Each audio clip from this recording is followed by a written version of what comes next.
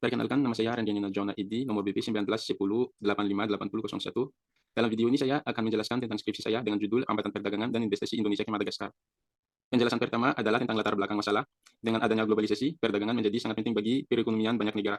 Madagaskar dan Indonesia menjalin hubungan bilateral di berbagai bidang, termasuk di bidang ekonomi. Kedua negara tersebut telah menandatangani perjanjian ekonomi pada tahun 1996, di mana kegiatan ekonomi yang dilakukan oleh Indonesia dengan Madagaskar, terutama di bidang ekspor dan impor. Namun, sejak tahun 2018, neraca perdagangan Madagaskar dengan Indonesia mengalami tren turun. Pada tahun 2017, total perdagangan Indonesia-Madagaskar tercatat sebesar US dollar 177,2 juta, kemudian turun menjadi US dollar 144,7 juta pada tahun 2018 hingga menjadi US dollar 51,8 juta pada tahun 2019.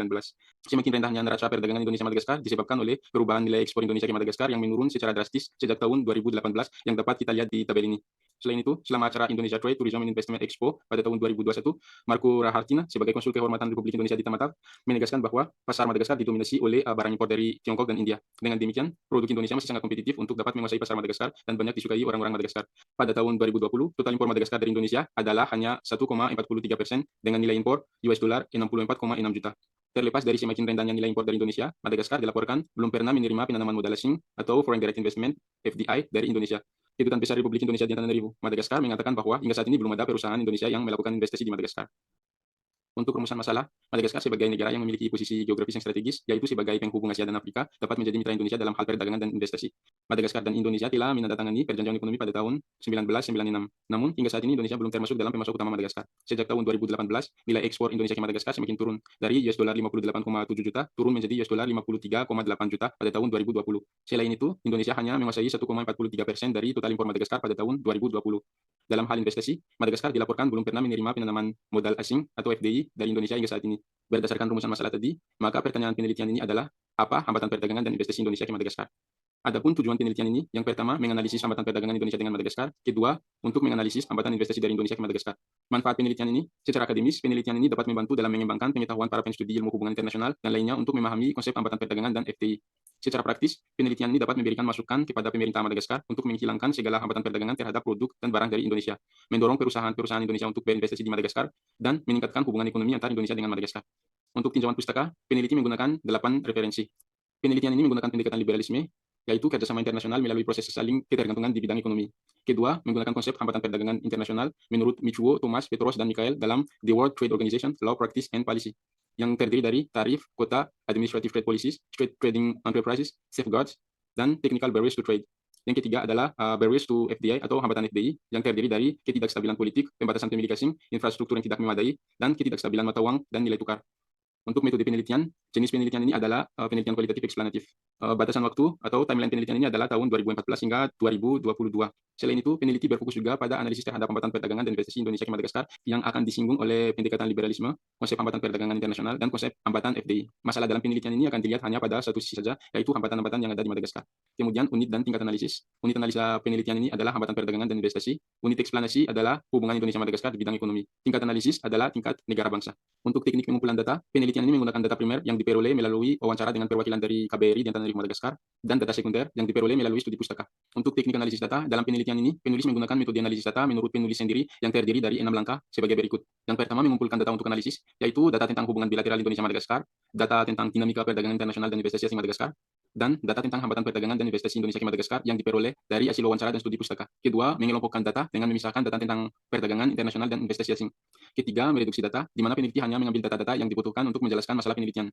Keempat, memastikan kontribusi teori dan konsep dalam menjelaskan masalah penelitian. Kelima, membuat interpretasi dan penyajian data sehingga mendapatkan hasil analisis tentang hambatan perdagangan dan investasi Indonesia ke Madagaskar. Dan langkah terakhir adalah pengambilan kesimpulan. Untuk sistematika penulisan, bab 1 yaitu pendahuluan, bab 2 tentang hubungan bilateral Indonesia-Madagaskar dalam perekonomian, bab 3 yaitu dinamika perdagangan internasional dan investasi asing Madagaskar, bab 4 yaitu hambatan perdagangan dan investasi Indonesia ke Madagaskar, dan bab 5 penutup. Sekarang saya akan menjelaskan tentang bab 2 yaitu hubungan bilateral Indonesia-Madagaskar dalam perekonomian. Pertama adalah sejarah hubungan bilateral Indonesia-Madagaskar. Pertemuan antara Menteri Luar Negeri Republik Indonesia Adam Malik dengan Menteri Luar Negeri Madagaskar Bima Nanjar pada berbagai kesempatan pada tahun 1974 hingga 1975 merupakan titik awal pembicaraan mengenai pembukaan hubungan diplomatik Indonesia-Madagaskar. Pembukaan kantor KBRI Antananarivo dilaksanakan pada tanggal 25 Juni 1975. Namun, hingga saat ini, Madagaskar belum membuka kantor perwakilannya di Indonesia. Kedua, kerjasama ekonomi Indonesia-Madagaskar. Pada tahun 1996, Indonesia dan Madagaskar telah menandatangani perjanjian ekonomi. Aktivitas ekonomi yang mendasari hubungan bilateral kedua negara ini adalah perdagangan, terutama di bidang ekspor dan impor. Berbagai produk Indonesia hadir di pasar Madagaskar, terutama barang konsumsi termasuk makanan dan furnitur. Adapun merek produk-produk Indonesia yang terkenal di Madagaskar seperti Sedap, Indomie, Kopiko, Ciptadong, dan Formula. Seperti halnya Indonesia, Madagaskar juga mengekspor ke Indonesia. Adapun produk impor favorit Indonesia dari Madagaskar seperti cengkeh, minyak esensial, nikel tidak ditempa, biji coklat, dan kapas. Kemudian, Indonesia telah berpartisipasi dalam Foire Internasional di Madagaskar pada tahun 2014 yang telah dilaksanakan di Forelo Expo Tanjung Batu, Antananarivo, Madagaskar dari tanggal 15 hingga 18 Mei 2014. Partisipasi Indonesia dalam FIM 2014 ini merupakan peluang untuk mempromosikan produk Indonesia di kawasan Afrika, terutama Madagaskar sebagai peluang bagus untuk produk Indonesia. Pada tahun 2015, di bawah kepemimpinan Presiden Madagaskar Heer Rajaonarimampianana, Madagaskar berencana membeli pesawat dan kapal penumpang buatan Indonesia. Rencana pembelian pesawat dan kapal penumpang buatan Indonesia tersebut didiskusikan saat pertemuan bilateral antara Presiden Madagaskar Heer Rajaonarimampianana dengan Presiden Republik Indonesia Joko Widodo. Pada tanggal 25 dan 26 Oktober 2020, KUTAP Republik Indonesia telah mengadakan working dinner dan kunjungan kehormatan kepada Ketua Kadin Dai Leonard didampingi oleh Direktur Jenderal Kadin Belamna George dan staf di Provinsi Tamatave. Tujuan utama dari working dinner ini adalah untuk membicarakan tentang perlunya meningkatkan volume perdagangan dengan Indonesia, terutama dalam sektor business to business atau B2B. Bab 3, dinamika perdagangan internasional dan investasi asing Madagaskar. Yang pertama tentang profil perdagangan internasional Madagaskar.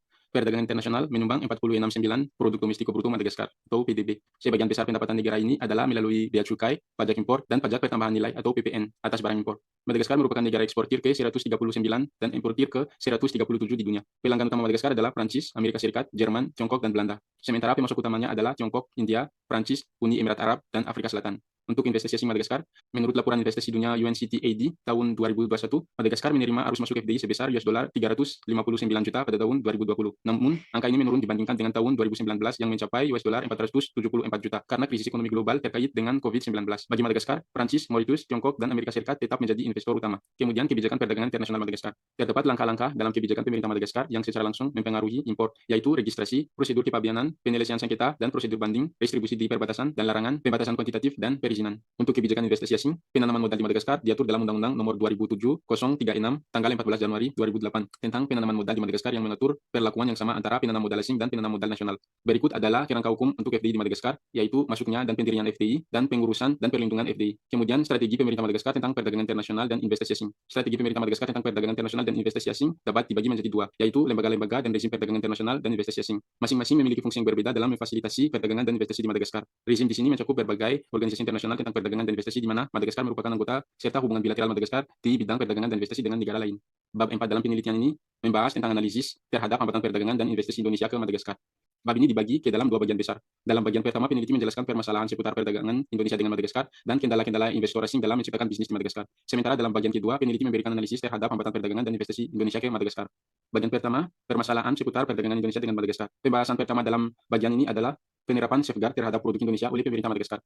Bab sebelumnya menjelaskan bahwa banyak produk Indonesia yang beredar di pasar Madagaskar, terutama barang konsumsi seperti makanan. Namun, semakin meningkatnya kuantitas impor mereka mengancam industri domestik Madagaskar yang memproduksi produk serupa. Untuk mencegah ancaman tersebut, pemerintah Madagaskar telah mengambil langkah dengan menerapkan kebijakan safeguard atau pengamanan perdagangan terhadap produk-produk tersebut. Berikut adalah daftar produk Indonesia yang dikenakan safeguard oleh otoritas Madagaskar. Pertama, pasta dan mie instan. Pasta dan mie instan merupakan produk ekspor Indonesia ke Madagaskar yang paling unggul. Bahkan ekspor produk tersebut sangat didorong karena sangat diminati konsumen Madagaskar. Mengingatkan semakin meningkatnya kuantitas pasta dan mie instan, pemerintah Madagaskar melakukan pengamanan perdagangan atau safeguard terhadap pasta dan mie instan Indonesia pada bulan September tahun 2018. Kemudian produk sabun.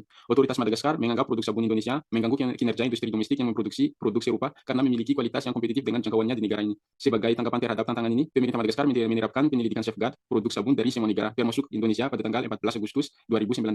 Yang terakhir, minyak nabati dan margarin. Produk minyak nabati dan margarin asal Indonesia telah menjadi pilihan utama konsumen Madagaskar. Menteri Perdagangan Republik Indonesia, Muhammad Lutfi, mengatakan bahwa Indonesia adalah salah satu eksportir utama produk-produk ini ke Madagaskar. Namun, penyelidikan safeguard terhadap produk minyak nabati dan margarin asal Indonesia tersebut telah dilakukan oleh pemerintah Madagaskar pada tanggal 14 Agustus 2019. Kemudian, lemahnya daya saing produk Indonesia di pasar Madagaskar. Berdasarkan hasil wawancara dengan Dakutan Dino Barnabe, staf lokal ekonomi KBRI Antananarivo, 80% barang Madagaskar merupakan barang impor. Secara keseluruhan, pasar Madagaskar didominasi oleh barang impor dari Tiongkok, Prancis, dan India. Pada tahun 2021, Tiongkok, Prancis, dan India menyumbang 44,35% dari total impor Madagaskar, sedangkan hanya 1,43% yang dikuasai oleh Indonesia. Meskipun ada produk Indonesia yang unggul di pasar Madagaskar, Indonesia tetap harus bersaing dengan industri domestik dan pemasok Madagaskar lainnya. Salah satu produk unggulan Indonesia di Madagaskar adalah pasta. Namun, penyumbang terbesar produk ini di Madagaskar adalah Mesir, rata-rata 68% dari total impor. Kemudian Turki, rata-rata 5,75% dari total impor. Sedangkan Indonesia hanya menguasai rata-rata 5,25% dari total impor pasta Madagaskar. Selanjutnya, Indonesia adalah pemasok terbesar kedua minyak kelapa sawit bagi Madagaskar. Namun, hingga saat ini ekspor minyak kelapa sawit ke Madagaskar didominasi oleh Malaysia dengan nilai impor US dollar 101,55 juta atau 90,7% dari total impor. Sedangkan Indonesia hanya menyumbang 9,3% atau dengan nilai impor US dollar 10,44 juta pada tahun 2021. Kemudian, kurangnya dukungan politik dalam hubungan bilateral Indonesia-Madagaskar. Pendirian perwakilan perdagangan atau cabang di luar negeri memerlukan dukungan dari kantor perwakilan suatu negara di negara akreditasi. Namun, hingga saat ini belum ada kemauan politik dari pemerintah Madagaskar untuk membuka kantor perwakilannya di Jakarta. Kunjungan resmi terakhir Madagaskar ke Indonesia pun adalah kunjungan Presiden Marka Ravalomanana pada tahun 2008. Selain itu, tidak ada kesepakatan perdagangan antara Republik Indonesia dengan Madagaskar. Maka, pajak impor di Madagaskar tetap tinggi hingga 40%. Dengan demikian, Indonesia belum dianggap oleh pemerintah Madagaskar sebagai negara mitra dagang utama. Kemudian, kendala dalam membangun bisnis di Madagaskar. Yang pertama yaitu ketidakstabilan politik di Madagaskar. Tata kelola yang lemah dapat menghasilkan berbagai masalah yang mencakup ketidakpastian kebijakan, kesulitan mendapatkan izin, korupsi, rezim investasi yang bertentangan, dan hak milik yang tidak jelas. Oleh karena itu, para investor cenderung ke arah pengambilan keuntungan jangka pendek yang kurang berisiko. Investor perlu mengikuti persyaratan birokrasi dan administrasi untuk mendirikan bisnis, mendapatkan izin serta lisensi yang dibutuhkan untuk beroperasi. Namun, hal ini memakan banyak waktu dan usaha yang dapat menghambat calon investor untuk berinvestasi di Madagaskar. Selain itu, Madagaskar mengalami risiko korupsi yang tinggi di sektor publik dan swasta. Masalah ini juga dapat menghalangi calon investor untuk berinvestasi di negara ini karena kekhawatiran tentang persepsi bahwa pembayaran ilegal lainnya diperlukan untuk mendapatkan persetujuan proyek atau untuk mendapatkan izin. Kedua, yaitu permasalahan infrastruktur di Madagaskar. Madagaskar memiliki keadaan infrastruktur yang tidak memadai. Yang pertama, jalan. Konektivitas transportasi adalah kunci untuk membuka peluang pasar dan mengurangi kemiskinan, terutama di daerah pedesaan. Hanya 58% populasi Malagasy diperkirakan tinggal di daerah di mana barang-barang pertanian dapat dikirimkan dengan harga transportasi yang terjangkau, yaitu sekitar US dollar 10 per ton. Sedangkan 42% populasi harus bersaing dengan biaya transportasi sebesar US dollar 34 per ton yang membatasi perdagangan domestik barang-barang pertanian. Jalan di Madagaskar yang buruk ini tidak hanya merugikan sektor pertanian, tetapi mengurangi potensi pertumbuhan sektor pariwisata juga. Perjalanan melalui jalan darat seringkali sangat panjang, berbahaya, dan tidak nyaman bagi wisatawan. Selama musim hujan, banyak lokasi wisata yang tidak dapat diakses karena jalan yang buruk. Kemudian, rel kereta api. Jaringan kereta api di Madagaskar saat ini menawarkan jangkauan yang sangat terbatas dan sebagian besar sistem berada dalam keadaan rusak. Rel kereta api Madagaskar terdiri hanya dari dua jaringan, yaitu utara dan selatan yang diwariskan setelah kemerdekaan. Kemudian, pelabuhan. Infrastruktur pelabuhan Madagaskar tidak kompetitif, mereka kurang pemeliharaan, rusak, atau tidak memadai. Waktu pengangkutan dari Madagaskar untuk mencapai Eropa atau Asia juga memakan waktu yang sangat lama, yaitu 30 hingga 50 hari pada tahun 2015. Adapun penundaan jadwal pengangkutan ketika volume dianggap terlalu kecil. Kemudian, tentang bandara. Seperti halnya negara lain, Madagaskar bergantung pada transportasi udara baik untuk perjalanan internasional maupun domestik. Namun, tingkat layanan udara tidak memadai untuk kebutuhan negara. Madagaskar hanya mempunyai dua bandara utama, yaitu Bandara Ivatu Antananarivo sebagai pintu gerbang negara untuk perjalanan internasional dan hub untuk penerbangan domestik, dan Bandara Fasen Nusbe sebagai tujuan wisata paling populer di Madagaskar. Yang terakhir adalah energi. Madagaskar mengalami kekurangan energi yang dibutuhkan untuk menggerakkan industri dan meningkatkan kualitas hidup warganya. Pertumbuhan sektor listrik Madagaskar tidak sejalan dengan kebutuhan, di mana jaringan listrik hampir tidak dapat mempertahankan tingkat layanan yang ada. Jirama sebagai utilitas layanan listrik dan ayah publik kekurangan dana untuk berinvestasi dalam perluasan jaringan listrik. Kinerja keuangan dan operasional Jirama terus menjadi penghambat akses listrik dan pengembangan sektor swasta untuk mendorong pertumbuhan ekonomi. Masalah yang terakhir adalah lemahnya nilai mata uang nasional Malagasy. Madagaskar memiliki sistem nilai tukar mengambang. Mata uang Malagasy, yaitu Ariary, terdepresiasi tajam terhadap mata uang asing referensi utama, yaitu euro dan dolar. Ketidakstabilan nilai tukar seperti ini dapat mempengaruhi perdagangan internasional, harga barang impor, dan lain-lain. Sekarang masuk ke bagian kedua, yaitu analisis terhadap hambatan perdagangan dan investasi Indonesia-Madagaskar. Untuk hambatan perdagangan Indonesia dengan Madagaskar sendiri, berdasarkan penjelasan di bagian pertama dalam bab ini, terdapat hambatan tarif dan non-tarif sebagai faktor penghambat perdagangan Indonesia dengan Madagaskar. Pertama, penerapan safeguard terhadap produk-produk unggulan Indonesia di Madagaskar. Sejak tahun 2019, produk pasta, mie instan, sabun, minyak nabati, dan margarin asal Indonesia telah menjadi objek penyelidikan safeguard oleh pemerintah Madagaskar. Safeguard merupakan kebijakan dalam bentuk proteksionisme yang dilakukan suatu negara pengimpor untuk melindungi ekonomi atau industri dalam negerinya.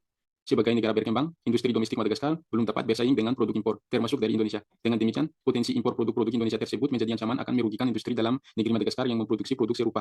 Oleh karena itu, otoritas Madagaskar telah bertindak untuk menerapkan kebijakan safeguard terhadap produk pasta, mie instan, sabun, minyak nabati, dan margarin asal Indonesia dengan pengenaan pajak tambahan lebih dari 39%. Akibatnya, tindakan otoritas Madagaskar tersebut berdampak pada volume dan nilai ekspor Republik Indonesia ke Madagaskar. Menurut tabel 4.1 yang dapat kita lihat di slide, nilai ekspor Indonesia ke Madagaskar mengalami penurunan dari tahun 2019 hingga 2021 karena pengenaan safeguard terhadap produk-produk unggulan Indonesia di Madagaskar. Namun, pengenaan pengamanan perdagangan terhadap produk-produk Indonesia tersebut telah dihentikan pada tahun 2021 dan 2022 yang tertuang dalam notifikasi pemerintah Madagaskar kepada WTO dengan tujuan untuk pemulihan ekonomi nasional akibat dampak pandemi COVID-19. Kedua, terkait daya saing produk Indonesia di pasar Madagaskar. Indonesia menguasai hanya sekitar 1% dari total impor Madagaskar. Pasar Madagaskar didominasi oleh barang-barang dari Tiongkok, Prancis, dan India. Dengan demikian, produk Indonesia masih sangat kompetitif meskipun banyak disukai oleh konsumen Madagaskar. Sejauh ini, Indonesia belum termasuk dalam daftar pemasok utama Madagaskar dan belum dapat menjadi mitra dagang utamanya. Faktor ketiga yang menghambat perdagangan Indonesia dengan Madagaskar Madagaskar adalah kurangnya dukungan politik dari pemerintah Madagaskar. Seperti yang dikatakan oleh Rakutondina Barnabe, bahwa setiap kegiatan bisnis di luar negeri, termasuk pendirian perwakilan perdagangan atau cabang di luar negeri, memerlukan dukungan dari kantor perwakilan suatu negara di negara akreditasi. Namun, Madagaskar hingga saat ini belum memiliki kantor perwakilannya di Indonesia karena tidak adanya kemauan politik dari pemerintah. Dengan demikian, akan tetap sulit bagi pengusaha Malagas untuk mendapatkan akses langsung kepada pengusaha Indonesia. Selain itu, bisnis antara kedua negara ini juga tidak akan meningkat secara signifikan karena kurangnya fasilitasi dan ketersediaan layanan untuk menjalankan bisnis tersebut. Keempat, sejauh ini belum ada kesepakatan perdagangan antara Republik Indonesia dengan Madagaskar. Hal tersebut memberatkan eksportir Indonesia karena barang-barang yang akan dipasarkan ke Madagaskar dikenakan biaya masuk yang tinggi, bahkan mencapai 40%. Akibatnya, harga barang-barang tersebut menjadi mahal dan tidak dapat bersaing dengan produk yang sama di pasar Madagaskar. Tingginya biaya masuk tersebut yang mendorong para eksportir Indonesia untuk menjual barang mereka melalui pihak ketiga. Meskipun demikian, produk-produk Indonesia tetap disukai oleh rakyat Madagaskar. Untuk hambatan investasi dari Indonesia ke Madagaskar, berdasarkan hasil wawancara dengan Rakutondina Barnabe, faktor utama yang menghalangi Indonesia untuk berinvestasi ke Madagaskar adalah ketidakstabilan politik yang sangat berpengaruh terhadap keamanan investasi. Iklim bisnis di Madagaskar sangat mengkhawatirkan para investor asing, khususnya keamanan investasi akibat tidak adanya stabilitas politik tersebut. Adapun investor yang telah menjalankan bisnis di Madagaskar menyadari bahwa investasi jangka panjang di negara tersebut sangat berisiko. Perusahaan-perusahaan sektor swasta yang beroperasi di Madagaskar mengeluh tentang pengaruh pemerintah terhadap sektor swasta yang cenderung dipengaruhi oleh kepentingan pribadi. Keputusan dan implementasi kebijakan oleh pemerintah Madagaskar juga tidak konsisten dan tidak dapat diprediksi. Kemudian, infrastruktur di Madagaskar yang tidak memadai adalah hambatan kedua bagi Indonesia untuk berinvestasi ke negara ini. Madagaskar mengalami masalah infrastruktur seperti kerusakan jalan, jaringan kereta api yang kurang berkembang, transportasi jalur air yang terbatas, layanan udara tidak memadai untuk kebutuhan negara, serta sumber energi yang tidak sanggup untuk kebutuhan masyarakat. Sebagian besar jalan di Madagaskar sulit diakses akibat cuaca buruk yang menyebabkan kebanjiran, terutama di lokasi produksi ekonomi seperti Tuamasna, Antananarivo, dan Anjirabe. Akibatnya, kuantitas barang yang akan dibawa dibatasi dan biaya transportasi menjadi mahal, dengan biaya transportasi minimal sebesar $34 per ton. Untuk menangani masalah ini diperlukan investasi untuk membangun jaringan jalan yang tahan iklim. Dengan demikian, investor harus memperhatikan masalah tersebut dan membutuhkan modal lebih dari yang diharapkan, di mana berinvestasi seperti membuka pabrik atau perusahaan di Madagaskar minimal dengan biaya $150.000. Selanjutnya, Madagaskar memiliki sumber energi atau listrik yang terbatas dan tidak mencukupi kebutuhan perusahaan-perusahaan bahkan masyarakat. Pembahasan sebelumnya menyatakan bahwa jaringan listrik di Madagaskar hampir tidak dapat mempertahankan tingkat layanan yang ada. JIRAMA sebagai otoritas layanan listrik dan air publik tidak sanggup untuk memperluas jaringan listrik. Oleh karena itu, JIRAMA menjadi penghambat akses listrik terutama bagi sektor swasta yang seharusnya mendorong pertumbuhan ekonomi Madagaskar. Dengan demikian, industri-industri yang bergerak di negara ini terpaksa membangun sumber energi pribadi sehingga dapat menjalankan dengan lancar produktivitas mereka. Kemudian, Rakutondina juga mengatakan bahwa hambatan pajak merupakan faktor penting yang membuat FDI tidak menarik di Madagaskar. Terdapat dua kategori pajak yang dikenakan kepada semua perusahaan di Madagaskar, yaitu pajak negara dan pajak daerah. Berikut adalah beberapa pajak yang akan dikenakan ketika membuat bisnis di Madagaskar. Pajak pertambahan nilai (PPN) sebesar 20%, pajak penghasilan sebesar 21%, pajak atas pendapatan upah sebesar 21%, pajak sintetis sebesar 5%, pajak keuntungan modal real estate sebesar 21%, pajak penghasilan modal real estate, pajak cukai, pajak transaksi, pajak properti atas tanah, dan pajak properti atas properti yang dibangun sebesar 5 hingga 10%. Terakhir adalah bab 5, yaitu penutup. Pembahasan pertama adalah kesimpulan. Berdasarkan hasil penelitian dan pembahasan yang telah diuraikan pada bab-bab sebelumnya, maka dapat menarik kesimpulan sebagai berikut. Pertama, terdapat hambatan tarif dan non-tarif yang menghalangi perdagangan Indonesia dengan Madagaskar, terutama terhadap ekspor Indonesia ke Madagaskar. Produk impor dari Indonesia dikenakan tarif hingga 40%. Hal ini disebabkan oleh kurangnya dukungan politik terutama dari pihak Madagaskar. Hingga saat ini belum ada kesepakatan perdagangan antara Indonesia dengan Madagaskar. Adapun produk-produk unggulan Indonesia di negara ini dikenakan pengamanan perdagangan atau safeguard oleh otoritas karena potensi impor mereka diduga merugikan industri domestik yang memproduksi produk serupa. Pengenaan safeguard terhadap produk Indonesia tersebut telah berdampak negatif pada neraca perdagangan kedua negara ini, terutama terhadap nilai ekspor Indonesia ke Madagaskar. Selain itu, pasar Madagaskar didominasi oleh pemasok-pemasok utamanya. Dengan demikian, Indonesia yang hanya menguasai sekitar 1% dari total impor Madagaskar harus berusaha keras sehingga dapat diminati oleh rakyat Madagaskar. Kedua, tidak adanya stabilitas politik merupakan faktor utama membuat FDI tidak menarik di Madagaskar. Iklim berbisnis di Madagaskar sangat mengkhawatirkan para investor asing, terutama Indonesia, khususnya untuk keamanan investasi akibat tidak adanya stabilitas politik tersebut. Madagaskar juga mengalami masalah infrastruktur, di mana infrastruktur di negara ini tidak memadai, seperti kerusakan jalan terutama di lokasi-lokasi produksi ekonomi, jaringan kereta api yang kurang berkembang, transportasi jalur air yang terbatas, layanan udara yang tidak memadai untuk kebutuhan negara, dan harga listrik yang tinggi akibat kurangnya sumber energi. Selain itu, pajak juga merupakan hambatan Indonesia untuk berinvestasi di Madagaskar. Untuk membuat bisnis di Madagaskar harus membayar banyak jenis pajak.